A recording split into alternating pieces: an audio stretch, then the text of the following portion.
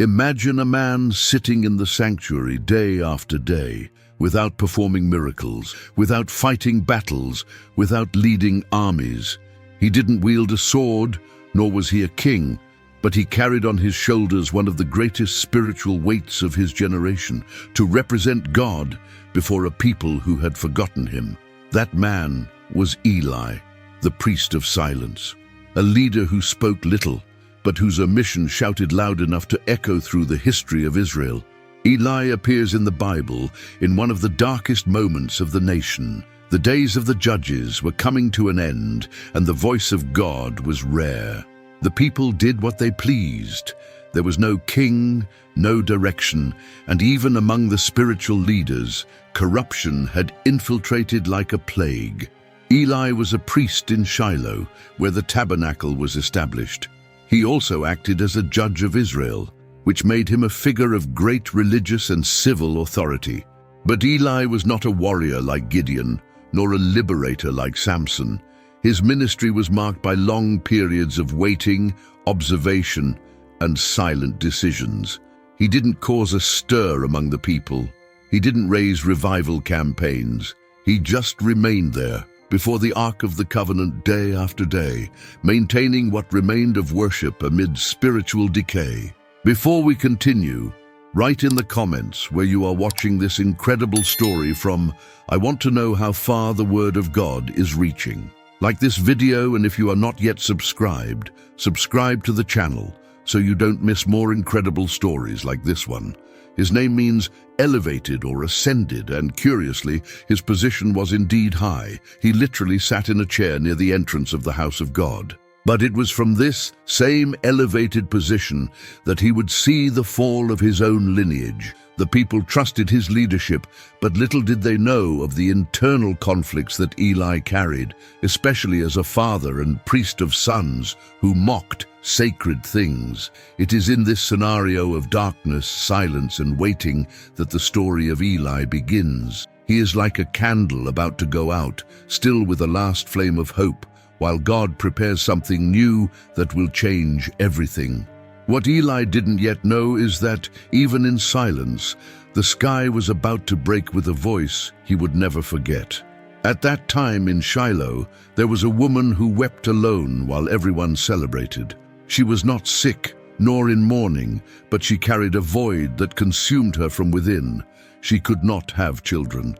Her name was Hannah. Year after year, she went up to the sanctuary with her husband Elkanah to offer sacrifices, and she always returned home with empty hands and a heavy heart. Eli saw her sitting near the entrance of the sanctuary. Her lips moved, but no word came out. He thought she was drunk. That's what it looked like. After all, who poured herself out like that, alone in the middle of the party? But Hannah was not drunk. She was just exhausted from waiting, from hearing taunts, from carrying shame. When Eli approached to rebuke her, she explained that she was just praying, pouring out her soul before God. This simple scene changed everything. The old priest, accustomed to the silence of God, heard a prayer that sounded different. It was not just any request. Hannah made a promise. If God gave her a son, she would give him back to serve in the temple. Eli, perhaps without fully understanding what was happening, blessed that woman with few words and sent her in peace. Hannah returned home and in due time gave birth to a boy. She named him Samuel. And when he was still small, she returned to Shiloh, fulfilled her promise, and left the boy in Eli's care. Samuel's arrival brought new energy to that place. Eli, already advanced in age, now had in his hands a child who would grow up near the Ark of the Covenant, a boy who would learn about God every day, serving in the temple from an early age. While Eli's sons abused the position they had, Samuel began to stand out. He had not yet received any direct revelation from God, but something in him already attracted attention. The spiritual environment was about to change, and Eli was at the center of it. He didn't know it yet, but that boy sent by an afflicted woman would be the instrument for the voice of God to be heard again in Israel. Samuel slept in the sanctuary, Still a child, he already helped Eli with daily tasks, cleaning, organizing, obeying without questioning. The routine was quiet, silent. But one night the silence was broken. Samuel heard someone calling his name. He got up and ran to Eli. "Here I am," he said. But Eli replied that he had not called and told the boy to go back to bed. This happened again, and then again. The third time, something awoke in Eli. He was already old, his eyes failing, his strength leaving him. But his memory still held echoes of how God used to act. He realized that this was different. It wasn't a mistake. God was trying to speak to Samuel. Then Eli instructed, "If you hear again, say, 'Speak, Lord, your servant hears.'" The fourth time, Samuel answered as Eli had taught. And there, God spoke. It wasn't a light word. It was a message of judgment. God revealed to the boy that Eli's house would be judged because of the sins he did not correct. That was the first time Samuel heard the voice of God, and the first time in a long time that the Lord spoke to someone in Israel. In the morning, Eli called Samuel and insisted that he tell him everything. He didn't want the boy to hide anything. Samuel, afraid, revealed everything he had heard. Eli was silent for a while. Then he answered with a simple phrase, "He is the Lord. Let him do what he thinks best." From that moment on, it became clear that something had changed. Samuel's presence in the temple was no longer just a help. He was being raised as a prophet. And Eli, even without opposing, began to see his own spiritual function diminishing, not out of envy, but because he understood that his time was ending. The voice of God had returned to echo among the people, but now through another person. Samuel was young, but the people began to respect him, and Eli, who before was the only spiritual reference, began to observe from afar the formation of a new leadership. While Samuel grew before God and the people with respect and fear, Eli's sons followed the opposite path. Hophni and Phinehas were priests like their father, but they did not take seriously the responsibility they had. They used their position for their own benefit. They stole from the offerings of the people, disrespected the sacrifices, and even got involved with women at the doors of the sanctuary. The people commented. The dirt was no longer hidden. Eli heard the stories. Some men came to him and told him what his sons were doing. He even confronted them, but the words were weak. He said that what they were doing was not good, warned that they were sinning against God, but took no firmer action. They did not listen. They continued to act as if nothing mattered. The problem was not just their behavior. It was the weight of Eli's omission. As a father, he knew that he had erred. As a priest, he had the authority to remove them from service, but preferred to keep everything as it was, perhaps out of fear, perhaps out of weariness. But the fact is that the temple of God was being dishonored by those who should take care of it. This lack of control within his own house directly affected his leadership before the people. Trust was gradually lost. People saw Samuel growing with fear and saw Hophni and Phinehas growing in arrogance. The difference between them became increasingly evident. Even so, Eli continued there, sitting in the usual place, seeing things happen without reacting. The sanctuary, which should be a place of reverence, became a stage for scandals. And God was no longer silent. Everything that was happening with Eli's sons was not just a family problem. It was a sign that the priesthood was corrupt and that God would not tolerate that for much longer. Samuel's presence showed that God had another plan. But first, judgment needed to come. Eli had already been warned, but the time of mercy was running out. The errors of the sons could no longer be ignored. Something more serious was about to happen. The situation had already gone too far. Eli's sons shamed the temple. The people lost respect for the priesthood, and Eli took no action. It was in this scenario that a man of God came to Shiloh with a direct message from the Lord. He did not come with praise, nor with advice. He brought a clear, harsh, and definitive warning. The message was for Eli. God said that he knew everything that was happening with his sons, and that he, as a father, did not rebuke them as he should. The problem was not only their sin, but his neglect. Because of this, God declared that his house would lose the privilege of the priesthood. None of his descendants would live to old age. Those who remained would live afflicted, watching the good happen in the house of others, while their own lineage withered. The prophecy also spoke of a sign. Eli's 2 sons would die on the same day. This was not just a correction, it was a cut. God was removing the spiritual authority that Eli had carried for years. The warning was definitive. Eli heard everything.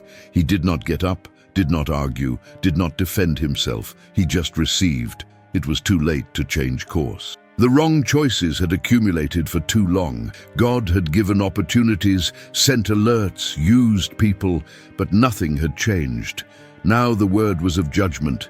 Meanwhile, Samuel grew. The people began to recognize him as someone trustworthy, someone who heard the voice of God. Spiritual leadership was changing hands, and God made a point of making this clear, not only to the people, but to Eli. The temple still functioned, the rituals continued, but behind the routine, there was a breaking happening. God no longer communicated with Eli's house. Now, he spoke through Samuel, and the warning sent by that unknown prophet only confirmed what Eli already knew in his heart. His time was over. The next event would be more than a confirmation. It would be the beginning of the visible fulfillment of what God had said. The judgment would leave the words and become reality. The atmosphere was tense. The Philistines were preparing for war, and so was Israel. The people, pressured by the enemy threat, went to battle trusting in their own strength. In the first confrontation, they lost 4,000 men.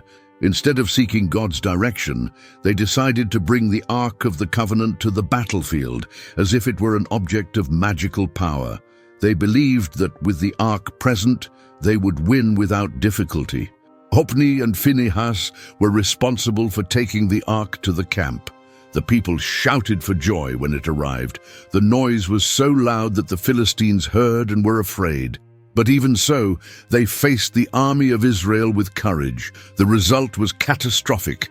Israel lost again. 30,000 soldiers died. Hophni and Phinehas were killed in the field. And the worst happened.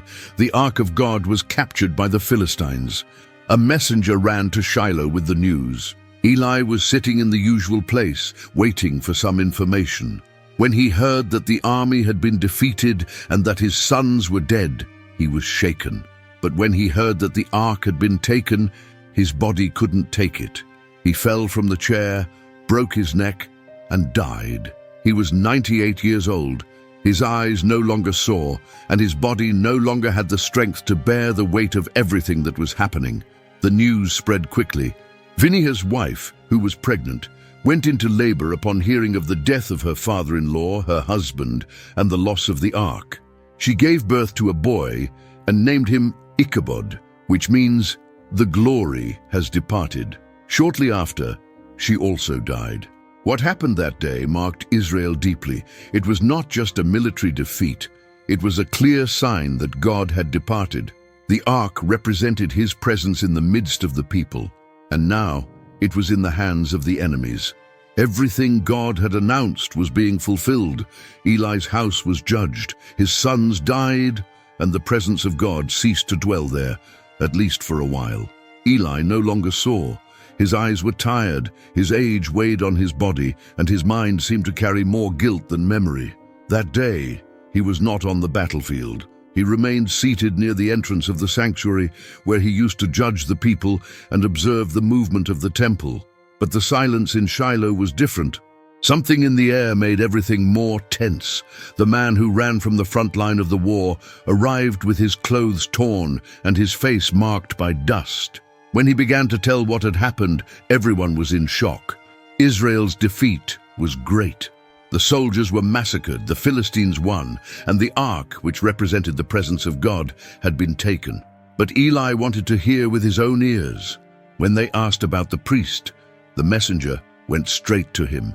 First he spoke of the battle, then of the death of his sons, and finally of the ark. Eli heard everything in silence, but when he learned that the ark had been captured, something in him broke. He fell backwards from the chair. The impact was strong. He broke his neck and died instantly. The scriptures highlight his age, 98 years, and also that he judged Israel for 40 years. He lived the end of an era. He carried within himself the weight of a time marked by disobedience, spiritual confusion, and distance from the voice of God. His death was not just that of an old man. It was the symbolic closure of a cycle. The spiritual leadership that once guided the people was in ruins. The temple was stained, the faith of the people was shaken, and the main priest was no longer breathing. That chair where Eli used to sit was now empty. The people who once sought him out for advice now wept over the loss of the Ark. The soldiers, the sons of the priest, and Eli himself, all at the same time. There was no consolation, only mourning. What happened to Eli made it clear that a mission also has consequences. He did not die in peace. He died after seeing everything crumble before his own eyes. Eli's death was not an isolated event. It was part of an accounting that involved more than one family. What happened in that period exposed the spiritual condition of an entire generation. The people had not only turned away from God, they had become accustomed to it. For many years, the presence of God was treated as something common. Sacrifices became routine, the leaders lost their fear, and the people followed their own paths. Eli was a reflection of this, a man who knew God, but who was losing his vigor, allowing corruption to take over within his house and also in the temple. Eli's generation lived the silence of God for a long time. There were no visions, there was no clear direction. When the war came, the people's reaction was to seek the Ark as if it were a security tool, without seeking repentance or communion. The Ark was among them, but the presence of God was not. Eli's leadership was marked by this distance. He did not encourage idolatry nor reject faith, but he did not take firm actions. His mistake was not open rebellion, but continuous tolerance of what was wrong. And this became the portrait of an entire generation. When Hophni and Phinehas were killed, when the Ark was taken, and when Eli fell from the chair, all of that had a weight that went beyond the personal. It was as if God was saying that that phase had ended. The system needed to change, the leaders needed to change, and the hearts of the people too. Eli's generation would not be remembered for victories, nor for faithfulness. It would be remembered for the end of an era marked by spiritual neglect. But the judgment that fell also opened space for something new. In the midst of the chaos, God was raising a new voice, someone who grew up far from corruption, someone who learned to listen before speaking. The temple in Shiloh still carried marks of the tragedy, but God had not given up on Israel. Eli's fall was the sign that the time of change had already begun, even if it was not yet visible to everyone. Samuel grew up seeing everything up close. He lived with Eli's weakness, with the rebellion of his sons, and with the silence that dominated the atmosphere of the temple. Even as a child, he realized that there was something wrong with that generation, but he chose to obey. He learned to serve with respect. He heard what no one else heard. And it was with this heart that God decided to begin a new stage. After Eli's death, spiritual responsibility began to change hands. Samuel was still young, but the voice of God was already manifested clearly through him. The people who before looked to the priest now turned their eyes to the prophet. Little by little, Israel understood that God had chosen someone to guide the people back to the right path. Samuel was not a king, he was not a warrior, nor did he have a priestly family. But he had what mattered most, the presence of God in his life. When he spoke, God confirmed. When he prayed, God answered. People began to trust his leadership because they saw that there was truth in his words. It wasn't a speech, it was direction. The change did not happen all at once. It came with time, with practice, with faithfulness in the details. Samuel did not imitate Eli. He did not repeat the mistakes of the past. He kept his eyes on God and his feet firmly on the ground. He understood that leadership was not position, it was service. With Samuel in command, the Ark once again had its place of respect. the people heard the word again, and the days of shame and defeat began to be left behind. Israel was no longer adrift. It had an active, present, and coherent prophetic voice. Eli's time was left behind, but his story served as a warning for what should not be repeated. And Samuel, in assuming his place, began to write a new chapter in the people's journey with God. Eli was not a bad man. He did not intentionally turn away from God, nor did he use his position for his own benefit as his sons did. But he was also not firm when he needed to be. He failed to act where God expected action. He turned a blind eye to serious errors within his own house. And that was enough for his story to end as it did. The time he lived in was difficult. The people were distant, the customs had become corrupted, and the weight of leadership was great. Even so, he remained for decades as priest and judge of Israel. This shows that God sustained him for a long time, even with his limitations. The problem is that Eli did not correct the course when he had the chance. He preferred to maintain peace within his house, even if it cost respect for the temple. Looking at his story, the warning is clear. The problem is not always in open evil, but in continuous omission. He knew what was wrong. He even spoke to his sons, but he didn't go beyond that.